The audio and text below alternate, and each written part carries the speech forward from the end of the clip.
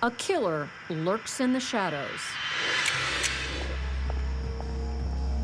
As Susan Fassett leaves her weekly choir practice, she is mercilessly gunned down.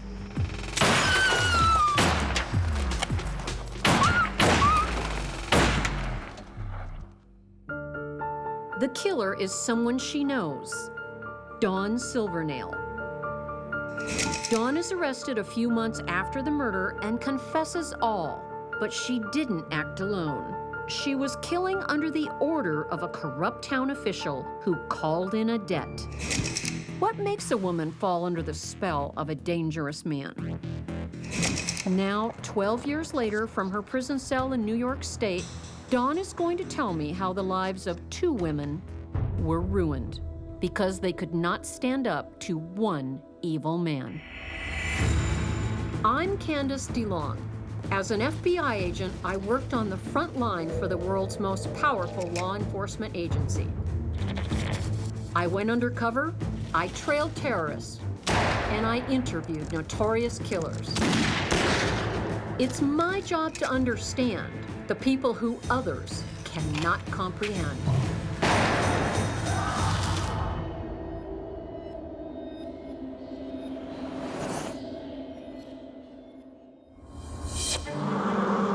October 28th, 1999, Pleasant Valley, upstate New York. Susan Fassett is about to drive home after choir practice when a hail of bullets fly through the air. One severs her carotid arteries.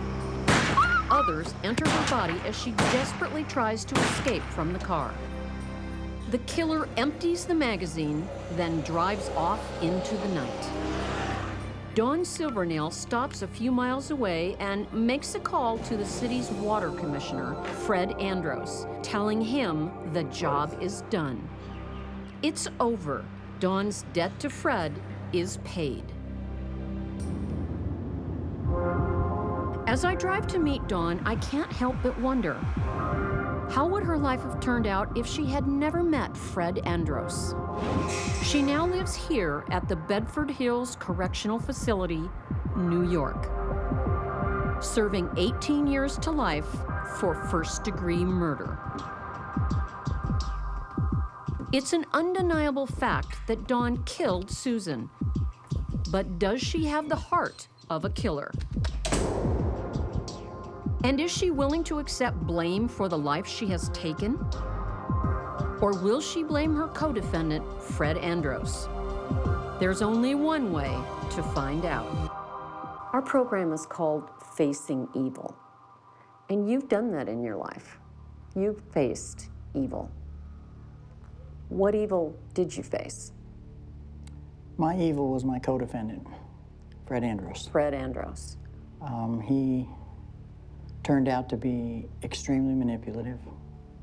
When I first met Fred, my sister tried to warn me to stay away from him. And for whatever reason, I didn't listen. Dawn marries early in her 20s and has one son. She's married for just 2 years when she meets Fred Andros. He holds a position of power, and she is drawn to him.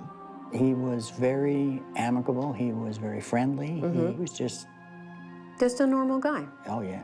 He was a generous person. Mm-hmm. You know, he was the kind of man who bought presents. Yeah, I did, but there's something wrong with it. Dawn and Fred soon embark on an affair. Fred called me one day and he said he was attracted to me. What did you think of that? Well, it was at the point where I was beginning to become disillusioned with my own marriage. With your marriage. And I think maybe he realized from things I had spoken about that this was the time to strike, because he could tune in on things like that. Right? Interesting that Fred had the ability to develop this type of connection with women. Perhaps it's all part of his master plan. You're married and you're in a relationship with another married man. That kind of relationship is just fraught with danger, but it can also be exciting. What was it like for you? It was exciting in my otherwise dull life. Oh, okay. And I think that's part of the draw.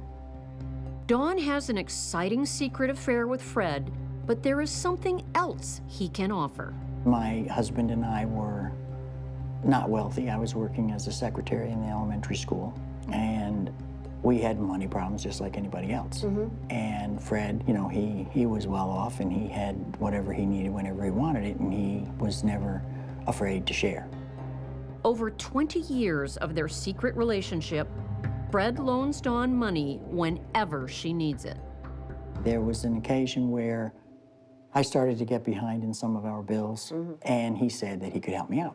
So I took it to be that it was not a loan, but a gift, and that was my mistake, because I was not looking the gift horse in the mouth, and I should have been.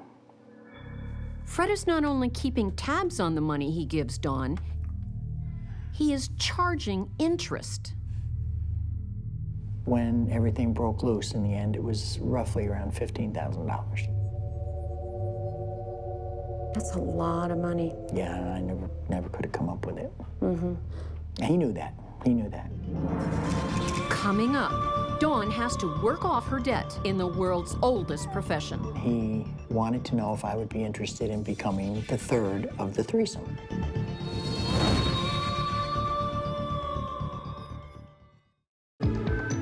For the last 20 years, Dawn Silvernail had an on-again, off-again affair with Fred Andros. Now in her 50s, married with a child, Dawn owes Fred thousands of dollars and seems almost under his spell. Fred Andros is the water commissioner for the town of Poughkeepsie. He abuses his position of power to squeeze money out of contractors. If they don't pay up, they don't get their water license. Soon, Fred has Dawn working for him as a way of paying off her debt. Didn't he use you as, if you'll pardon the term, his bagman? He would call me and he would say, I need you to do something for me on a specific day. He gave me an envelope, or sometimes it would be a box, and he told me to take whatever it was, put it on the passenger seat of my car and go to this restaurant and park the car and go in and leave the door unlocked. And what did you think of that? I knew he was using me to do something I probably shouldn't have been doing, but I felt like I owed him. Fred's power over Dawn doesn't happen overnight. It happens over years. But once he corrupts her, she is his to do anything he wants her to do. Fred has other ways in mind for Dawn to pay off her debt. He makes her perform sexual favors for a price. On a couple of occasions, there were other people involved as well, some of his workmen. That's shocking. Yeah. What was that like for you? A little uncomfortable, What, you felt like you couldn't say no? pretty much. What do you think would have happened if you said, you're joking, Fred, I'm not sleeping with your friends? I was afraid that he would get on the phone and call my home and let the cat out of the bag about what had been going on, and then my life would have been devastatedly ruined. Dawn isn't the only woman that Fred has under his spell. He's also having an affair with mother of two, Susan Fassett, a policeman's wife. They have been seeing each other for 4 years. Fred insists his two lovers meet. When I met her, actually she was very nice. He wanted to know if I would be interested in becoming the third of the threesome. He tells you that this woman that he's seeing has a fantasy that she wants a threesome and she wants it with another woman. Okay. I don't think the fantasy was hers. I think the fantasy was his. Sounds like Fred is getting his thrills in private, but in public, he is living on borrowed time. He is at the center of a federal inquiry into corruption of the town's government, and the FBI are closing in. Tell me about when you found out about Fred's legal problems with the federal government. My sister told me that he had been involved with some illegal activities, with a couple other gentlemen. With the federal investigation looming, everyone is on edge. Susan decides to distance herself. She wants to get back with her husband and try to work things out. But Fred isn't happy. He knew that Susan knew of things that he had done that he had never told the FBI people. And now he was afraid that she was going to talk to the FBI people and tell them of the other bad things that he had done, and he was going to be looking at going to prison. He was crying physical tears when he told me that she was going to put him in prison. Fred wants Susan dead, and he wants Dawn to kill her. When we return, the making of a murderer. How did you decide by what method you were going to do it? Well, I only knew one way, and that was with a gun.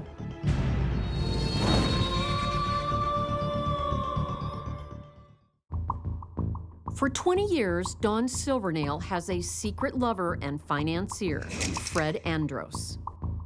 Now, he wants payback. Fred wants Dawn to be his assassin. The target is Susan Fassett, Fred's ex-lover and Dawn's former sex partner. At what point did he ask you to kill Susan? He said that he couldn't find anybody to take care of his problem, and he wanted to know if That's how we always referred to it? The problem. Taking care of the problem. She was the problem. Okay. And I told him that I couldn't do anything like that. And he said, well, I suggest you think about it. He said, because if you don't take care of the problem, I'll have somebody take care of one of your problems. Wow. Fred asks Dawn to come and meet him. When she gets there, he has a shocking surprise. He had photographs spread out on his dining room table. The photographs were of my family members. And he proceeded to walk around the table and point to the pictures and say, gee, that's your son. He's standing out on the back dock of the plant where he works. It'd be awful if he was a victim of a drive-by at nighttime. Nobody'd ever know he wasn't coming back in. I was shocked beyond even being able to speak, because I just had these visions of all these things happening to my family. Fred is using every trick in the book to blackmail Dawn into killing Susan. Did you ever think of going to the police and telling them and getting their protection? No. Why not? Because I figured if as soon as I did that, something would happen to one of my family members. You really believed that? I really believed it. On the night of Thursday, October 28th, 1999, Dawn drives to the Pleasant Valley Methodist Church and parks next to Susan's car.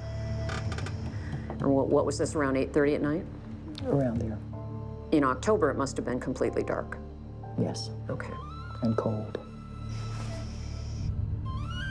Kind of like laying in a grave. Susan comes out, and tell me what happened. She got in her car.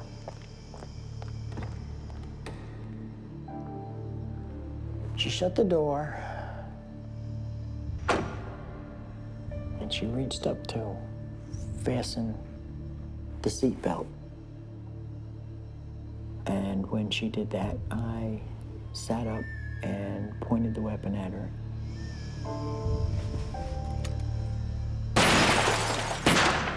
I shot the first two, and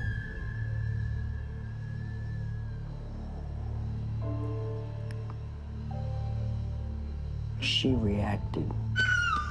She made a noise, a sound, and she tried to open the door as if she were trying to escape.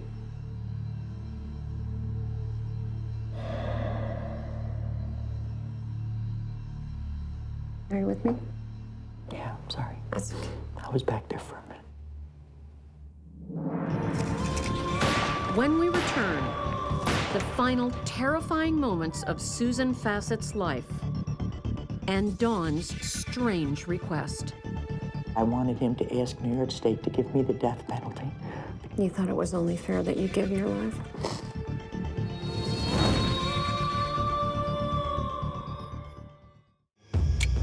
Dawn Silvernail has been lying in wait outside a church on a cold October night. She has just shot Susan Fassett twice, and now she needs to make sure she's dead. I shot through the window glass. 2 shots. And a hesitation. And then the other 4 till the gun stopped firing. It is a cold-blooded execution, but even 6 shots don't kill Susan instantly. She dies 2 hours later in the hospital. Dawn manages to avoid police attention for months, but Fred is an immediate suspect because he was intimately involved with Susan. After months of interrogation, Fred finally caves in and names Dawn as the shooter.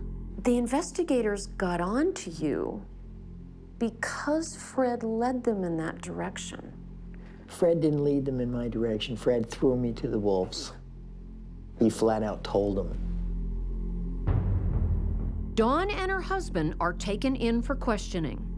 Dawn's husband has no idea about Dawn's secret life and suddenly finds himself in the middle of a murder investigation.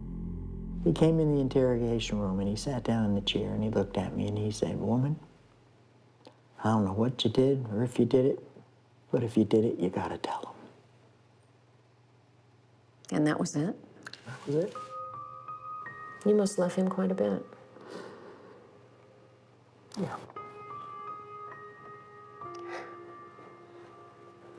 It's one of the things I miss the most. Do you get to see him much? Never. He's just part of the collateral damage.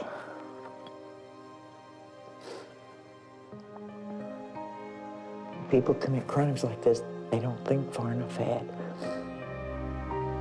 Dawn tells police everything. She pulled the trigger, but it was Fred Andros who put the gun in her hand.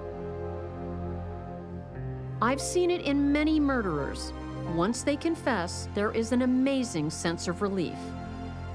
Even though I bore the weight of the guilt of committing the crime, I knew the person that was really behind it was gonna maybe get a chance to be called to bear and have to pay for it.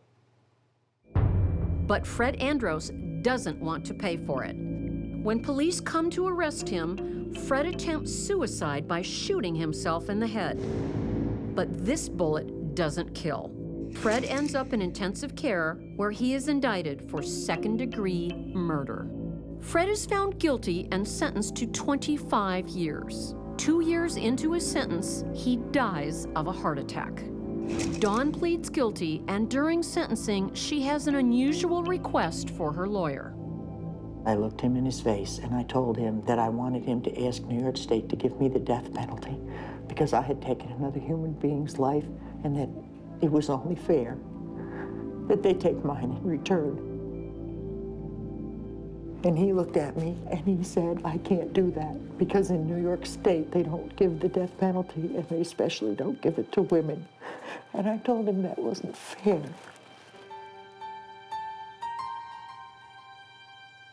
Your sentence is 18 years to life. Do you think that was fair? I'm not convinced it was enough, but I do the best I can every day I'm in here. I live in a little concrete block cell that's got a single bed and a couple of lockers and a place to hang my clothes, and it's designed for one person to live there, and in my case, 2 people live in there. I live there, and Susan lives there with me. I live with her every day. I want you to imagine that I'm Susan Fassett. What would you like to say to me? I'm so sorry. I'm sorry that I took your life. I'm sorry that I hurt your children. I'm sorry that I hurt your husband and your mother and your sisters. And if I could put the bullets back in the gun and undo what I did, I would do it gladly. Please forgive me.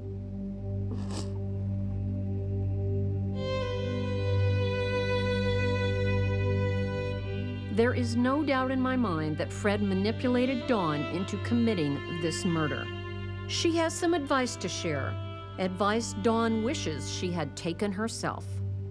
If you find yourself in a situation where you meet a new person that you think is all that, and you have a friend or a loved one or someone really, really close to you that you really know cares about you, that comes to you and says, they're not very nice, they're really bad, run. Don't walk to the nearest door and get away from that person. Listen to the people who love you that could save you from being me. Dawn is one of the most forthcoming murderers I've ever interviewed. For the past 12 years, she has taken full responsibility for what she did. Dawn is an intelligent woman, but she allowed herself to be manipulated by Fred Andros, and it ruined several lives. Take care of yourself. You too. She seems truly remorseful for her crime, and it is something she will struggle with until the day she dies.